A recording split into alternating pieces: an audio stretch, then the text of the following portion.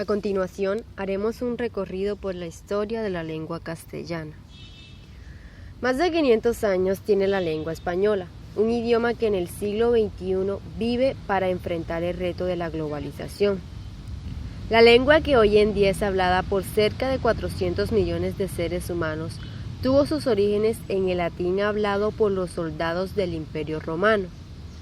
Tras la caída del imperio en el siglo V, la influencia de la lengua imperial, o sea el latín, en los pobladores de la península ibérica fue decayendo paulatinamente. Así pues, la base del idioma español es el latín vulgar, propagado en España desde fines del siglo III a.C., que se impuso a las lenguas ibéricas y al vasco. Efectivamente, las lenguas romances no derivan del latín escrito en la literatura, sino del latín hablado en las calles y en las plazas. El latín oral reemplazó esa distinción por el acento de intensidad, que persiste como rasgo distintivo de nuestra lengua. Otro elemento conformador del léxico en el español es el griego, puesto que en las costas mediterráneas hubo una importante colonización griega desde el siglo VII a.C., como, por otro lado, esta lengua también influyó en el latín. Voces helénicas han entrado en el español en diferentes momentos históricos. Antes de la llegada de los romanos, la península ibérica estaba poblada por diversas comunidades.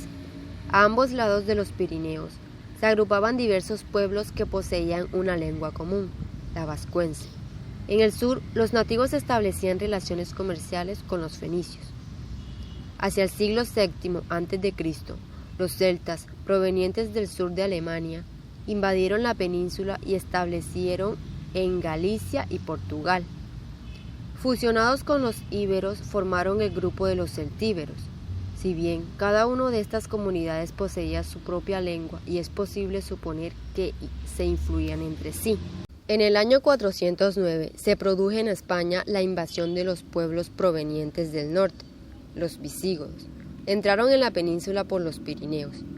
No eran muy numerosos, se instalaron principalmente en la meseta castellana. En un principio no se unían con los pobladores hispano-romanos, pero con el tiempo se fueron romanizando tanto los hispano-romanos como los visigodos.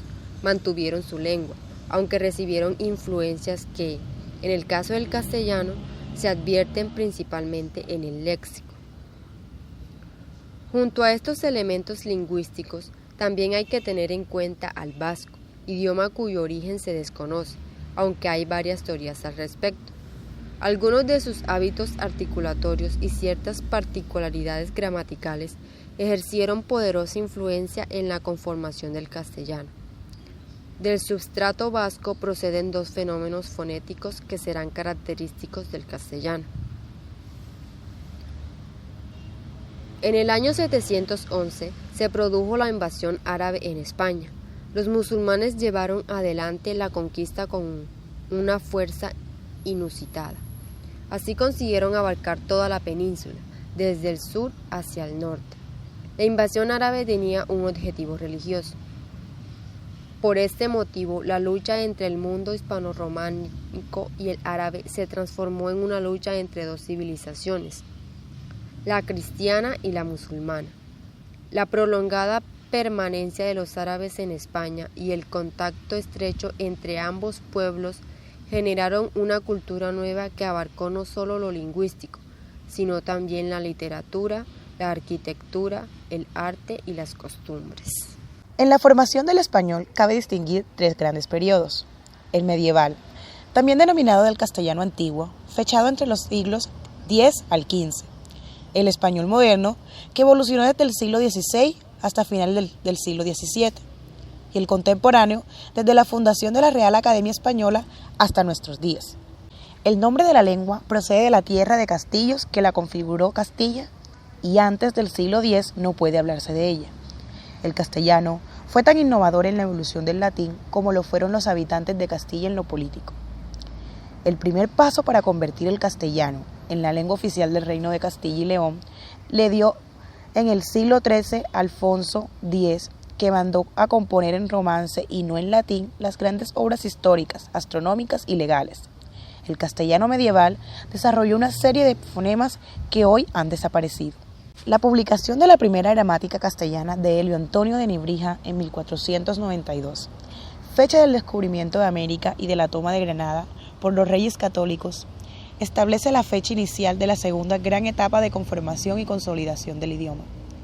A esta época pertenece el cambio de las consonantes que altera y consolida definitivamente el sistema fonológico del español. En Francia, Italia e Inglaterra se editaban gramáticas y diccionarios para aprender español, que fue la lengua diplomática hasta la primera mitad del siglo XVIII. En esta etapa de la lengua se llegó al esplendor literario que representan los autores del siglo de oro. El léxico incorpora palabras originales de tantas lenguas como contactos políticos que tenía el imperio. Del italiano entran en el español desde el siglo XV al XVII los nombres de la métrica y la preceptiva literaria. Los americanismos que comienzan a entrar en el siglo XVI ofrecen una lista referida a las realidades que en Europa no se conocían y que son españolismos tomados por las lenguas europeas, que proceden del quechua y el guaraní. Los términos más antiguos proceden de los arawak. En el año 1713 se fundó la Real Academia Española.